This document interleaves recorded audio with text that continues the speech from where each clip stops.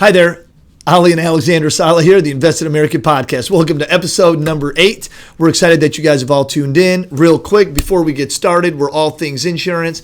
Please like and subscribe and share this with others as we try to build up our content viewership. Well, Alexander, how's your life treating you today? It's great. It's been great. It's been great. Yeah. Today's show, I know we want to talk about commonality. So for those that are tuned in today, we're really going to focus on commonality and how that affects your business with your clients, or even those that you work with and those that you're recruiting. So we're going to talk about both perspectives on the recruiting end with agents and on the client end. And we're going to talk about commonality from literally different perspectives. You know, Alexander, you're how old now?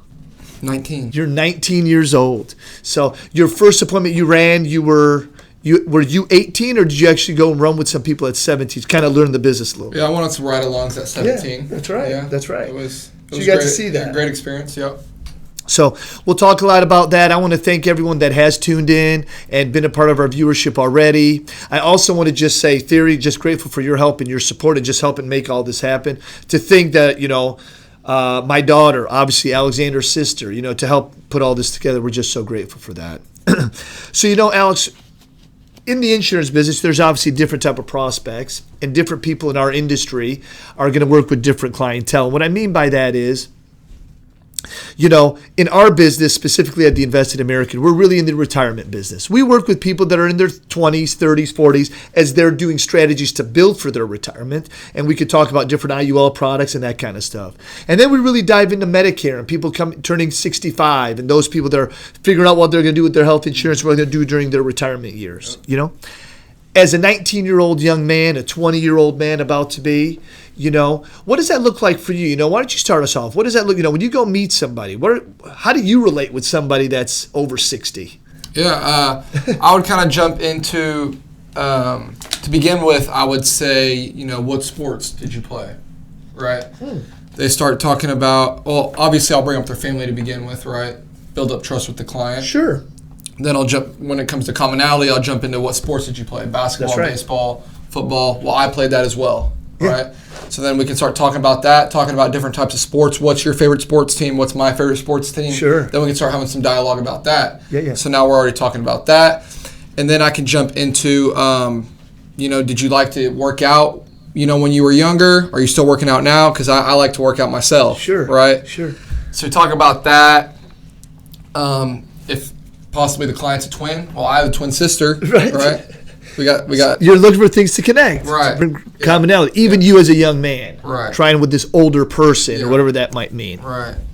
I feel like those are a couple ways that I could create commonality with the client. We can have some good dialogue for probably about 10 or 15 minutes about something for sure.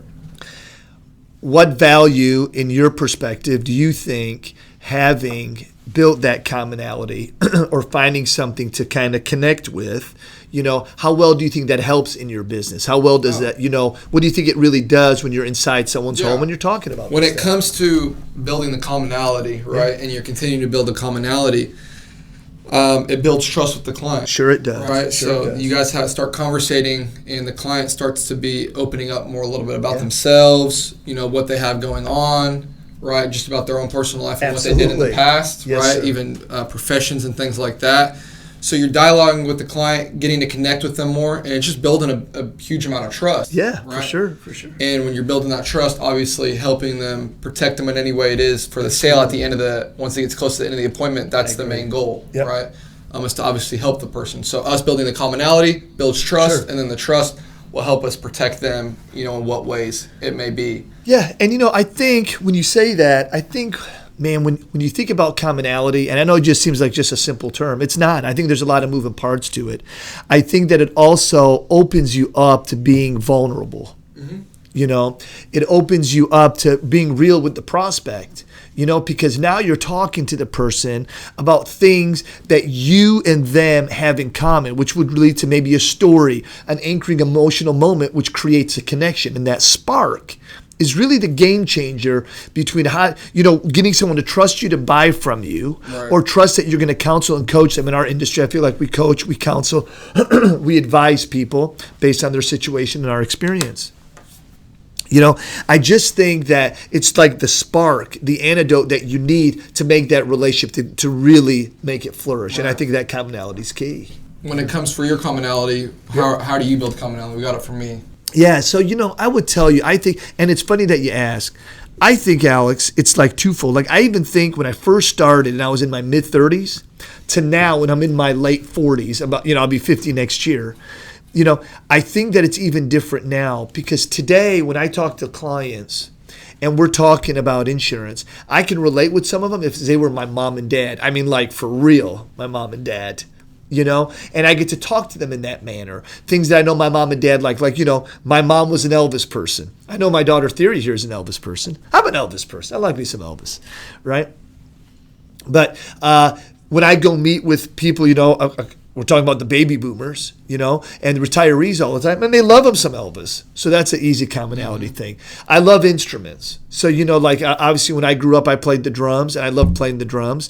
But at the same time, people play other, how often I see a guitar sitting in the corner for someone. I've asked clients to play the guitar. Man, you want to get somebody to really trust in you and like you, allow them to play music for you. It's crazy, Being a parent, asking for counsel. It's funny, like I'll sit down with a prospect sometime and I'll say, man, you've been married how long?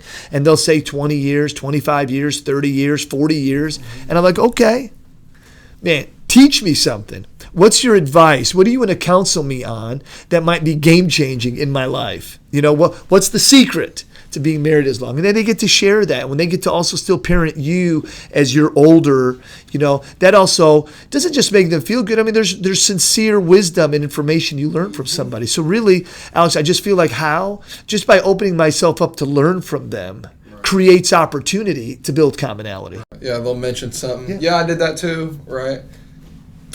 What's a funny time that you would say that, you're out there, you're in someone's house, you're trying to form some commonality, and anything you do, it just doesn't seem to work? It's happened. Yeah, sure. I was sitting down with a lady about a month and a half ago. Okay. And I'm sitting here trying to build trust with the client, and then you're in that client's home that's so closed off, right? And I'm sitting there trying to build the best commonality with them, asking them about their kids, what'd you do when you were in high school, sports, what other family do you have, do you like playing this or this, something, like what do you like to watch on TV? And I like to watch that. Right. I played this, I played that. And that they wouldn't expand at all, right? Sure. So it's hard. I kept trying to expand the conversation a little bit more, but they kept giving me short answers, right? And, you got to overcome that. It takes progress and work, even for a starting agent, to overcome those and get the client to open up. Absolutely. Right. But, it's happened. Yeah, that absolutely. Story for sure. I know, I've run so many appointments at the same time where Days of Our Lives is on, or people are watching Montel, and it's all the same, The Price is Right. You go to people's houses and all, there's always a judge show on, and it's just funny to just talk even about the shows that are on TV and how they may differ from a show that used to be, or if it's a show that's been long running, So even just talking about simple things like that. But, when you talk about family and photos, I will also say, when you ask me what else do I do, every time I'm in a home, anytime I'm sitting down with a prospect in their home, I always identify myself. And I always say, I'd like to begin by identifying myself so you know exactly who I am. Right. So I always go into my wallet. And when I go into my wallet, I pull out of my wallet. I go, okay, and I pull out my driver's license. And I hand them my driver's license. And then I go in there and I pull out my insurance license. And I give them both. And I say, I just want to identify myself. So then they might look at it or whatever. Then they might give it back to me. Or they might just leave it, at the 50-yard line in between me and them, And that's cool. Whatever they do, that's where I'm going to live. I'm just going to leave it right there, okay? So anyway. So there's already a level of trust. Right? I am trying to create that by breaking a barrier. So they see the insurance license. Okay, this guy's always legit. Right. And then what I'll do, once they've sat me down and we've kind of walked through the house to wherever we're sitting down, of course, I might make comments of a photograph so they could tell me who that was and who that was, so I can kind of learn more about their family a little bit because I want to, right? what I'll do is I'll sit down, I'll always go over to my phone, and I'll open up to my favorites, and there's a couple photos of you and your sisters and mom, like a family photo of us, and I'll always show it, and then I'll walk through who everybody is. Yeah. You know? And I know you've seen that with me doing it before, but that's what I do. Because what I'm trying to do is say, hey, just remember, I'm just like you. You know, I work for a living. I'm trying to provide for my family. I try to go, I take my family to church. I do these things, just to be like, I'm not just some shyster that's coming to sell you some insurance and I won't be in the business tomorrow. Right. Does that make sense? Yep. So that's some of the other things that I might do. Right. What do you, you asked me the same question. You said, why is it so important to build the commonality? Yeah. My answer to that, the importance of commonality is that, when you said trust, and I think trust is critical. I think with the trust, I think what happens, Alex, is that people can trust you, but you want them to really like you. Mm-hmm. And I think through commonality, you get that level of like, I know you only buy from who you like, and that's what forms trust, and they're all kind of interchangeable words. But hear what I'm saying. How does someone have a friend? Here's how it works. This guy has nothing to do on a Saturday. You don't have anything to do on a Saturday. Hey, I like football. I like football. Let's watch college football together. You like beer? I like beer. Okay, we're going to become friends. Right. And all of a sudden, a friendship is built because there was a commonality, something between you all.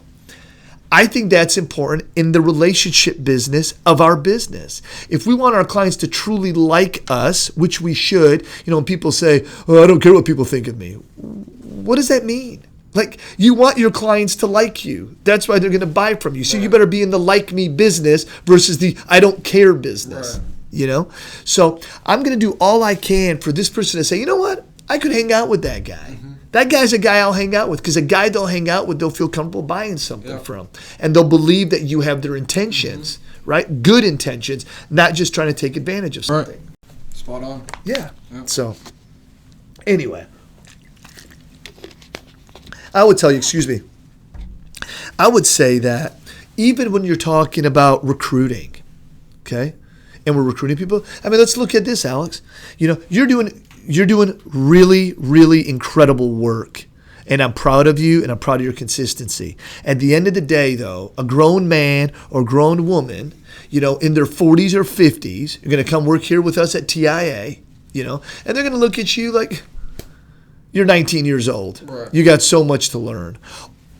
How do you believe you can overcome that, or how do you work on overcoming that when you do deal with people that are always older than you? Like, you're in an industry where everyone's pretty much older than you. Right. Are you talking about a recruiting agent that's coming on? Yeah, a recruiting agent that's coming on. Right. How are you going to recruit and overcome that being a 19-year-old when this guy's got years of experience doing all kind of stuff for them to hear you? How are you going to build commonality there? Yeah, I think with production, really. So I would go out with them or whatnot, and we would sit down. Let's say we have 5 appointments, and we sit with 3, showing them how I am in a house with the client, building the trust, going through the whole needs assessment, doing everything that I'm supposed to be doing in the house a proper way, right, the first time, right? They see that, okay, he has his head on straight, Then obviously I'm building great commonality with the client, great trust, and then I'm able to help them and protect them and help close the sale at the end of it, right? Yes. Even if they're not out with me and they see, dang, like he's selling quite a bit, what is he doing? Even for older people, we have agents at the office that say that, Sure. And I would say the same thing to all of them. A guy like me, it's not rocket science. I just, I work hard. Right. Sure. And, I can give you good tips and tricks. I know I'm a young 19-year-old, but I've learned a lot from you that I can rub off to someone else. Absolutely. So when they see that sales and production, it definitely raises questions on how did he do it. And, I'm an open book. I can tell, I can really say anything. Yeah. So. Yep, I love that. I think that's good, because what you're saying is it gives you permission. Because of your track record, it'll give you permission. Right. I think when you also mention things that you may have learned from me or other people that were older than you, I think that gives you another edge. Right. And I do think, though, that what you need to always be utilizing is the fact of your relationship that you and I also do carry. Because I think that will give you some more weight. Oh, because when I sit down and I show people the photograph of our family, and I'll talk about, I'll say Ariel's our last college student, And she just finished her first year at OU in Norman. And then here's my son. I said he's a twin with her. And you know what? Thank God he wasn't going to school. I was like, man, thank God that saves a buck. Yeah. Because we got 3 of them in school. I think people laugh at that. They chuckle. They relate with that. And that too helps in the process. So I think it's about being real. It's about being transparent, being sincere with who you are. And that's going to give you access to also the opportunity to meet other people they know. Yeah. Kind of talking about what we've talked about, I've had people tell me, or I've heard people say, he's 19 years old. When he's sitting down with the client, they're not going to want to have to listen to what he says, or they're not going to buy from him. He's 19 years old and he has no college degree. Yeah. Right? And I obviously there's a bunch of people that will hate this and that, right? You just I just block them out and just do me, right? Anyone that you sit down with, me or you, it doesn't matter. We can build trust with the client. That's right. Right? We can sit down and create commonality, right? Absolutely. Find out what they like and what we like as well with them. Build commonality. It builds trust, right? It's just like it's a family member now, right? That's not a exactly stranger, right? Yes, As salespeople, we have to make people. No one's a stranger. That's right. Right? Everyone's either a close friend or a family member. That's how we treat them, really. Yeah. So we build up that trust, and now the client sees, this guy is really taking out time to learn, learn about me, what I did in the past, what I'm doing now, and in the future. That's right. And okay, let's listen to what he has to say. That's right. Right? And then I show them, lay everything out, what I help out with, what gap you have, and how I can fill that gap, right? I'm not walking in there acting like some hard 19-year-old that doesn't know anything. Right. Right? So that's one thing that, I think stands out about me as well. And there's other 19-year-old, 20-year-olds in this industry that do the same thing. Sure. Right? Sure. That people can say the same thing about that person. They have no college education. They can still kill it in this business, I always say, it was like there was a video clip that came out on Sylvester Stallone's Tulsa King, and there's a scene, and he goes, you know what an education proves, and he goes through it. He talks about that you can follow a bunch of orders, have a goal, and go achieve it, and that means that you can go from point A to point, Z all the way through the process. I think that's incredible. I think a college degree does offer that. Right. But this business, if you're going to be successful at it, offers that in your everyday life. Right. You will have expectations, you will have deadlines, you will have times when you have to get something done. Certain laws in our industry are time sensitive, so you only have certain allotted amount of time to get something actioned, get it done. Do you know what I'm saying? Yeah, I mean, at levels, it's kind of like you have homework every day, and you have to study every day. It's everything. Yeah.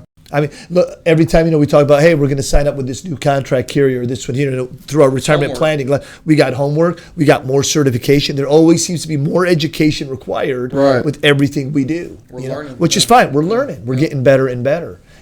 And this industry helps build people that way. That's what makes the insurance industry so awesome, because the requirements of what they will require in continuing education or recertifying with certain carriers or like the Advantage space is really keeping the agents in a mindful learning place. Right. Because if we stop learning, if you're not learning, you're dying. I mean, you're not doing it. There's so much to learn. There's so much to learn. And the more you know, again, I don't want to say, you don't need to know to go sell. But the more you know, the more confidence you'll have, the more swag you'll have, and the more the best salesperson in insurance is going to be the guy that builds the best commonality. Right? I mean, that's what I would have to say. Because they'll like the agent more, right? Rather than another agent that can't build as much commonality. Yeah. So it's funny. It's good stuff. I'll share this quick story. This is kind of cool. So, everybody knows what an eagle is, and everybody knows what a crow is. Well, a crow is really the only bird that ever goes and tries to attack on an eagle. So if an eagle is low in the ground, closer to the ground, a lot of times if a crow's around, a crow's going to come and they'll literally start picking at their back. And you know what an eagle never does? It never gets irritated. It never gets frustrated. And think about the crow. being the commonality you're trying to get with somebody, and they just won't make it work. Right. And you're just sitting there and you're getting frustrated, right? But you're not letting it bother you. But you're not showing the frustration. The eagle doesn't show it. All the eagle does is this. The eagle knows that if it goes as high as it can keep going, that eventually the crow will lose enough oxygen because the eagle can soar much higher. Right. Okay? That you know what happens to the crow? It just falls off because it doesn't have any more oxygen. And the eagle knows that. So when we're out there and we're talking to people, we have to always be eagles. Right. And when we feel like that stumble, that's like the crow picking at us. Right. Just know, man, just keep soaring, keep working. Keep going, yeah. Keep going. And I think that the relationship part of our business is so critical. When I leave someone's home, Alexander, and I feel like I connected with them, it's just a better appointment. And connected doesn't mean I sold them a bunch of stuff. Right. It means that maybe I helped them, but it just was a good session. Yeah. Man, Sharon, you just had one the other day. Yeah, me and James sat down with probably the nicest people we've ever sat with, and we've sat down with so many people. What happened was, right as we got in the house, we were building great commonality. He started talking about baseball, and me and James, or I like to watch baseball. I never played baseball myself, so we started talking about baseball. Yeah. Then the lady, worked at the church, and she was Catholic, and they live in Bartlesville. Okay, great. So then she had a picture of the Last Supper on the wall. Perfect. Yeah. So we started diving into church, and they go to church every Sunday. Right. Started talking about self-familiar. Yeah. So great. There's commonality right there. Me and James were building with them. What else? But kind of the whole story is, through the whole appointment, we were building really, really good commonality with the clients. At the end of it, which was, made me feel special, is, let me look at it one more time. I said it during the meeting. Yeah. The client gave us a note card. And this has never happened to me before, and I don't know if it's happened to James, but the client gave us a note card on the way out for me, and James wrote it herself. It said, "Thank you for your service. You are needed and appreciated." Yeah. And that made me feel special. Yeah. Right. Me and James were able to help them out with a few different things, and Perfect. They were super grateful that we helped them out. They were scared of changing, but me and James showed them, that we're not changing anything. We're just helping lower your premium, obviously with a different company, but because people get scared of change. You just got to make them feel good and show them that, no benefits changing at all. You're just maintaining a lower premium. Absolutely. The whole story was great. Built really, really good trust in the middle of the appointment. At the beginning, right as we got in the house. And then that obviously helped us, help protect them, with what they were spending and all that. So it was great. Good. Yeah. Man, I'm proud of you. That's good. That is good stuff. Yeah. That is, there was a time when a client sent a letter. I was in the business maybe 6 months, and just bragging on me. Like, he wrote a letter and was bragging on me and sent it to the office where ownership of the firm was looking at it and, recognized me about it and all that fun stuff. But it's cool when that happens, because it doesn't happen every day. It doesn't. Not often at all. It doesn't happen. And people, and I know it gets frustrating sometimes out there for all of our insurance people, that, you feel like sometimes you just can't win. But you can. You just got to keep serving and keep having that attitude and just having a good mental mindset that your job is to serve and help people, and how you'll be rewarded just by doing so. I think it starts right off the first, if you're door knocking, right? Yeah. I think building the commonality is just right off the first door knock, right? People we've recruited in the past, right? They've even told me, Alex, I get scared of door knocking. Yeah. Like, it's a stranger that I'm talking to, right? You have to get out of your comfort zone, and when you're knocking on that door and they open up the door, they're not a stranger to you. They're like your grandma or grandfather. Perfect. Perfect. So you just got to take it in that way and talk to them like it would be your grandmother or grandfather, and talk to them in that way, and things will go your way. Yeah. If they're not, they will here in the future. It's game changing. It is game changing. It is game changing. And then we were talking about the recruiting earlier. I want to make sure I wrap up that point. Is that when we recruit people in their 40s and 50s, though, they're in a different space or different mindset. If someone's in their 60s and we recruit them, they're in a different space of what they're trying to achieve and what they're trying to learn. And sometimes, Alexander, with young men like yourself that we bring on board, we really got to teach them how to work. It's like they don't get the consistency and the work it is. It's like your grandfather texted me. I don't know if you saw. I shared the text with everybody. But he was talking about a couple of our episodes, a couple of podcasts. Okay. And, he was just saying how proud he is of you, and this and that. And I thought that was super, super cool because as you're doing this, you also are getting better at things. But you're also, in the episode, you talked about how readily available you have to be. And I think you made some mention of a call that you had to take and you were at the gym or something, Right. Well, even Papa, we call him Papa, he even mentioned, he goes, people just work 9 to 5s. They work 9, they just work. When they get out of work, they're no longer worried about right. it. You guys have to be always concerned that someone might call at a different time. Yeah, it changes the game. You're ready to take a call at any time. You are. And, even, look, you can create great rapport, great commonality. Yeah. If you're not available when the client needs you, man, not cool. But you may get a little grace, if you have good rapport and good relationship. But you know what? That grace can also be harmed real easily. Yeah. So cool. Any other points you want to make on today's episode about this or any topics as we wrap up? No? Nope. Man, I appreciate every week. I think our show continues to get better. I think our content does. It was great last week having Jeff on the show. Just awesome. We'll be setting up our next highlight agent. And we'll definitely have another Invested American highlight episode. Thank you so much for tuning in today. Always keep a smile. Always be faithful. We like to say faith it till you make it and live in a space of being grateful. Focus on your goals to achieve them, work towards them, and be the best version of yourself. Thank you so much for tuning in. Please share, comment, and subscribe to this channel. And please let us know if there's anything that we can do for you. Thanks so much, and we'll talk soon.